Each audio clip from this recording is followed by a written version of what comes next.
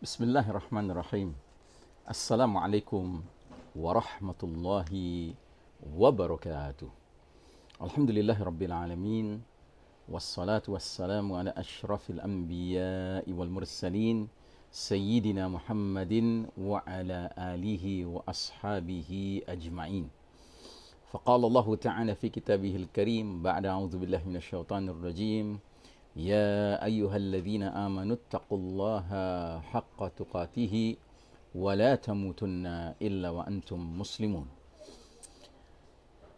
اللهم صل وسلم وبارك على محمد وعلى آله وأصحابه أجمعين.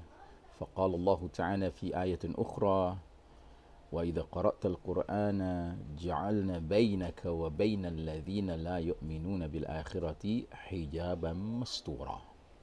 Saudaraku rahimakumullah, Jum'ah Mubarakah, hari Jumat penuh keberkahan, tanggal 8 atau tanggal 7 bulan Agustus 2020, 17 Zulhijjah 1441 Hijriah. Sebentar lagi kita akan memasuki bulan Muharram 1442 Hijriah, menandai persis 100 tahun semenjak kita memasuki babak keempat, babak paling kelam dalam sejarah umat Islam, yaitu babak kepemimpinan mulkan jabariyah, para penguasa yang memaksakan kehendak mereka. Dan sekaligus babak keempat inilah babak Allah Ta'ala membuktikan kebenaran firman-Nya, wa tilkal ayyamu nudawiluha bainan nas. Demikianlah hari demi hari, masa kemenangan dan kekalahan kami pergilirkan di antara manusia. Sebelum 1342 Hijriah, 100 tahun yang lalu, umat Islam berada pada posisi berjaya, berada pada posisi memimpin dunia ini. Tetapi Allah Ta'ala mentakdirkan begitu kita masuk babak keempat, meninggalkan babak ketiga, maka Allah cabut hak kepemimpinan Islam dan umat Islam atas dunia ini hari ini, dan Allah serahkan kepada pihak kaum kufar barat non-muslim, khususnya al-Yahud wan Nasara, the Judeo-Christian Society.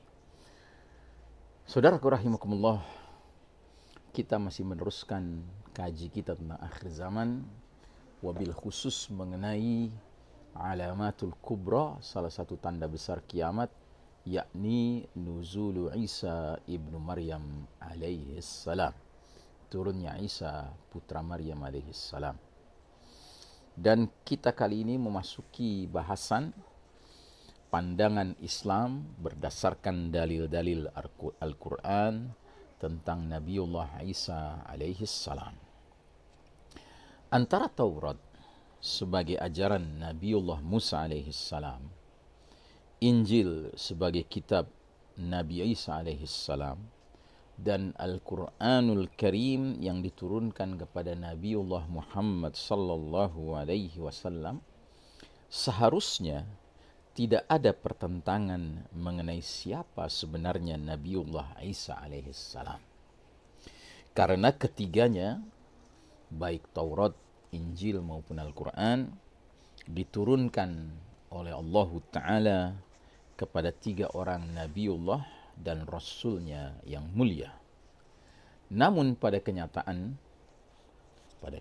hari ini, bahkan para ahli sejarah dan kebudayaan mengakui dan bersaksi bahwa kedua kitab terdahulu, Taurat dan Injil, yang beredar sekarang, mengandung bukti-bukti nyata campur tangan manusia yang sangat banyak, bahkan menggunakan bahasa yang berbeda dengan bahasa nabi terkait yang telah menerima wahyu tersebut.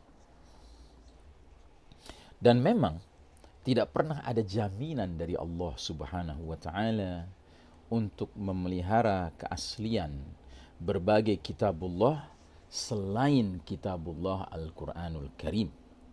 Sudah barang tentu dari ketiga kitabullah tersebut, kaum muslimin memandang bahwa hanya kitabullah Al-Quran lah yang dapat diyakini otentitasnya, keasliannya, tanpa keraguan barang sedikit pun.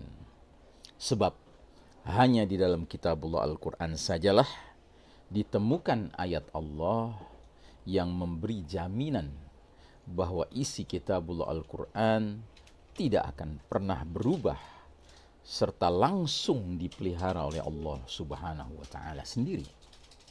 Dalam surat Al-Hijr ayat ke-9 Allah taala berfirman, "Inna nahnu nazzalna dzikra wa inna lahu lahafizun."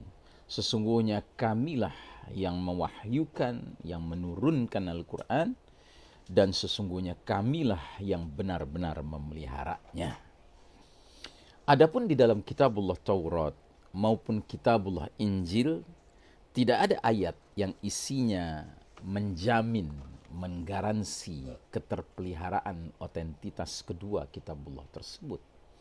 Malah sebaliknya, di dalam Al-Quranul Karim, Allah Ta'ala berulang kali membeberkan sikap korup para rabi Yahudi dan para pendeta Nasrani, yakni para pemuka agama Bani Israel, yang seringkali merubah kalimat-kalimat yang merupakan firman Allah Ta'ala, baik yang ada di dalam kitabullah Taurat maupun Injil. Allah Ta'ala berfirman dalam suratul Ma'idah ayat ke-13, "Fabima naqdihim mitsaqahum la'annahum wa ja'alna qulubahum qasiyah yuharrifuna al-kalima 'an mawadhi'ih."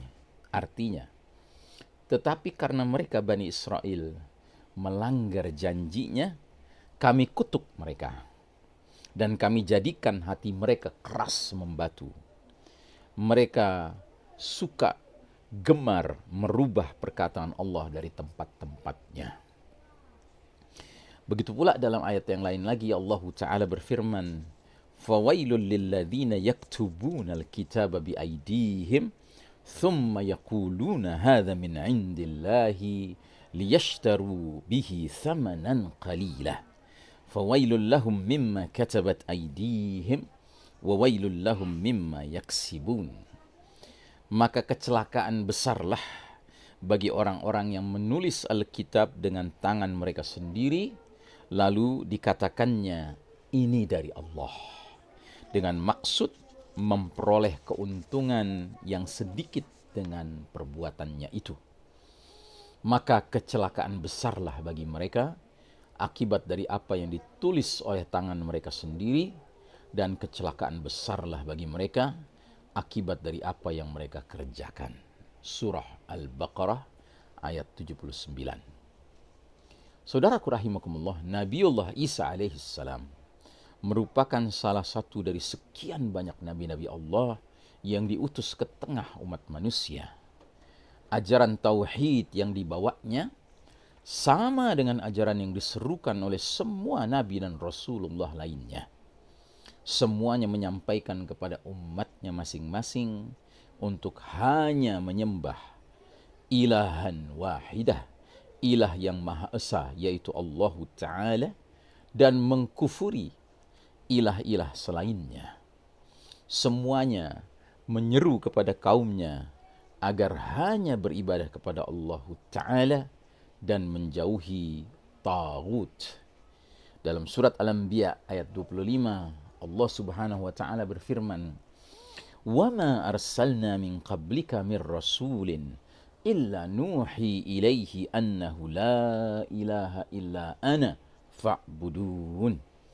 Dan kami tidak mengutus seorang rasul pun sebelum kamu Muhammad, melainkan kami wahyukan kepadanya bahwasanya tidak ada ilah yang hak melainkan aku, kata Allah. Maka sembahlah olehmu sekalian akan aku. Dalam surat An-Nahl ayat 36, Allah Ta'ala berfirman, "Walaqad ba'athna fi kulli ummatin rasulan an i'budullaha wajtanibut taghut." Dan sesungguhnya kami telah mengutus rasul pada tiap-tiap umat untuk menyerukan, sembahlah Allah semata dan jauhilah taghut itu. Nabiullah Isa alaihissalam merupakan nabi terakhir yang Allah utus khusus kepada Bani Israel. Namun sebagaimana banyak nabi-nabi dan rasul-rasul terdahulu yang didustakan bahkan dibunuh oleh Bani Israel, maka Isa alaihi salam juga didustakan dan diusahakan untuk dibunuh. Allah Ta'ala berfirman dalam surat Ali Imran 48-49, wa yu'allimuhul kitaba wal hikmata wat taurata wal injila wa rasulan ila bani Israel. Dan Allah mengajarkan kepada Isa alaihi salam Alkitab, hikmah, Taurat dan Injil, dan sebagai rasul kepada Bani Israel. Sedangkan dalam suratul Maidah ayat 70, Allah Ta'ala berfirman, laqad akhadna mithaqa bani Israila wa arsalna ilaihim rusulan kullama ja'ahum rasulun bima la tahwa anfusuhum fariqan kadzabu wa fariqan yaqtulun. Sesungguhnya kami telah mengambil perjanjian dari Bani Israel dan telah kami utus kepada mereka rasul-rasul. Tetapi setiap datang seorang rasul kepada mereka dengan membawa apa yang tidak diingini oleh hawa nafsu mereka, maka sebahagian rasul-rasul itu mereka dustakan dan sebagian yang lain mereka bunuh. Al-Quranul Karim memberikan penjelasan tuntas tentang peristiwa upaya penyaliban dan pembunuhan Nabiullah Isa alaihissalam. Allah Ta'ala berfirman dalam surah An-Nisa 157, wa innal ladzina ikhtalafu fihi lafi syakkim minhu ma lahum bihi min ilmin illa ittiba'a dhann wa ma qataluhu yaqina. Dan sesungguhnya orang-orang yang berselisih paham tentang pembunuhan Isa alaihi salam benar-benar dalam keraguan-raguan tentang yang dibunuh. Mereka tidak punya keyakinan tentang siapa yang dibunuh, kecuali mengikuti persangkaan belaka. Mereka tidak pula yakin bahwa yang mereka bunuh adalah Isa alaihi salam. Sebagaimana kita lihat dalam ayat ini, betapapun terdapat perbedaan sikap terhadap Nabiullah Isa alaihi salam, tetapi kedua kaum ini, baik Yahudi maupun Nasrani, sama-sama memiliki keraguan bahwa yang telah disalib dan dibunuh adalah Isa ibnu Maryam alaihissalam, Isa putra Maryam.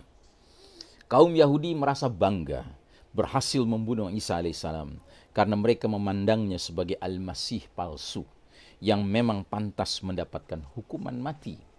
Sedangkan kaum Nasrani menjadi sesat karena meyakini suatu doktrin syirik mempersekutukan Allah Ta'ala, bahwasanya Isa putra Maryam alaihissalam rela disalib hingga mati dalam rangka menebus dan mengampuni dosa umat yang menjadi pengikutnya.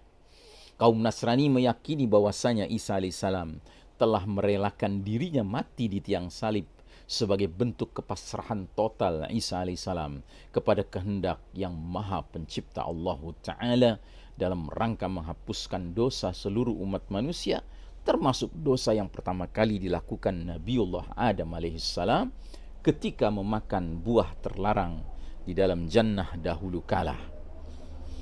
Kemudian kaum Nasrani mengembangkan suatu bentuk keimanan syirik, yaitu meyakini bahwasanya Isa alaihissalam merupakan ibnullah, anak Allah. Bahkan Isa alaihissalam itulah wujud dari zat Allah Ta'ala di muka bumi, di alam semesta ini. Wa idh qala Allah ya Isa ibn Maryam a anta qulta lin nasi ittakhiduni wa ummi ilahaini min dunillah qala subhanaka ma takunu li an aqula ma laysa li bihaqqa in kuntu qultuhu faqad alimtah ta'lamu ma fi nafsi wa la a'lamu ma fi nafsika innaka anta 'allamul ghuyub ma qultu lahum illa ma amartani bihi an ya'budullaha rabbi wa rabbakum wa kuntu 'alaihim shahidan ma dumtu fihim falamma tawaffaytani kunta antar raqiba 'alaihim wa anta 'ala kulli syai'in syahid. Dan ingatlah ketika Allah Ta'ala berfirman, hai Isa putra Maryam, adakah kamu mengatakan pada manusia, jadikanlah aku dan ibuku dua ilah selain Allah Ta'ala? Isa alaihissalam menjawab, maha suci engkau. Tidaklah patut bagiku mengatakan apa yang bukan hakku mengatakannya. Jika aku pernah mengatakannya, maka tentu engkau telah mengetahuinya. Engkau tahu apa yang ada pada diriku, dan aku tidak tahu apa yang ada pada dirimu. Sesungguhnya engkau maha mengetahui perkara-perkara yang gaib. Aku tidak pernah mengatakan kepada mereka manusia, kecuali apa yang kau perintahkan kepadaku mengatakannya, yaitu sembahlah Allah, Rabbku dan Rabb kalian. Dan adalah aku menjadi saksi terhadap mereka selama aku berada di antara mereka. Maka setelah engkau mengangkat aku, engkaulah yang mengawasi mereka. Dan engkau adalah maha menyaksikan segala sesuatu. Suratul Ma'idah 116, 117. Menarik sekali jika kita perhatikan kata-kata pertama yang diucapkan oleh bayi Isa alaihissalam ketika masih dalam buayan. Isinya menjelaskan siapa sesungguhnya dirinya dan sekaligus membantah pandangan keliru kaum Yahudi maupun kaum Nasrani. Allah Ta'ala berfirman, فَآتَتْ بِهِ قَوْمَهَا تَحْمِلُهُ قَالُوا يَا مَرْيَمُ لَقَدْ جِئْتِ شَيْئًا فَرِيًّا يَا أُخْتَ هَارُونَ مَا كَانَ أَبُوكِ امْرَأَ سَوْءٍ وَمَا كَانَتْ أُمُّكِ بَغِيًّا فَأَشَارَتْ إِلَيْهِ قَالُوا كَيْفَ نُكَلِّمُ مَنْ كَانَ فِي الْمَهْدِ صَبِيًّا قال إني عبد الله آتاني الكتاب وجعلني نبيا وجعلني مباركا أينما كنت وأوصاني بالصلاة والزكاة ما دمت حيا وبرا بوالدتي ولم يجعلني جبارا شقيا والسلام علي يوم ولدت ويوم أموت ويوم أبعث حيا. Maka Maryam membawa anak itu, bayi itu kepada kaumnya dengan menggendongnya. Kaumnya berkata, "Hai Maryam, sesungguhnya kamu telah melakukan suatu perkara yang amat mungkar. Hai saudara perempuan Harun, ayahmu sekali-kali bukan seorang yang jahat, dan ibumu sekali-kali bukan seorang pezina." Maka Maryam menunjuk ke arah bayinya. Mereka bertanya, "Bagaimana kami akan berbicara dengan anak kecil yang masih dalam ayunan?" Tiba-tiba berkata Isa alaihissalam, bayi tersebut, "Sesungguhnya aku ini hamba Allah. Allah memberiku Alkitab, Injil, dan Allah menjadikan aku seorang nabi. Dan dia menjadikan aku seorang yang diberkati dimanapun aku berada. Dan dia memerintahkan kepadaku mendirikan salat, menunaikan zakat selama aku hidup, dan berbakti kepada ibuku. Dan Allah tidak menjadikan aku seorang yang sombong lagi celaka. Dan kesejahteraan semoga dilimpahkan kepadaku pada hari aku dilahirkan, pada hari aku meninggal, dan pada hari aku dibangkitkan hidup kembali." Surah Maryam 27 hingga 33. Isa alaihissalam yang masih dalam buayan diizinkan Allah berbicara dan berkata, "Sesungguhnya aku ini hamba Allah. Dia memberiku Alkitab, Injil, dan dia menjadikan aku seorang nabi." Bagian pertama, yaitu kata-kata "sesungguhnya aku ini hamba Allah", langsung membantah pandangan kaum Nasrani yang kelak selanjutnya mempersekutukan Isa alaihissalam dengan Allah Ta'ala. Sementara bagian kedua, yaitu kata-kata "Allah memberiku Alkitab, Injil, dan dia menjadikan aku seorang nabi", jelas membantah kaum Yahudi yang menolak untuk mengakui dan membenarkan kenabian Isa alaihissalam. Kaum muslimin berkeyakinan bahwasanya Isa alaihissalam belum menemui ajalnya. Umat Islam menolak anggapan bahwasanya Isa alaihissalam telah mati di tiang salib.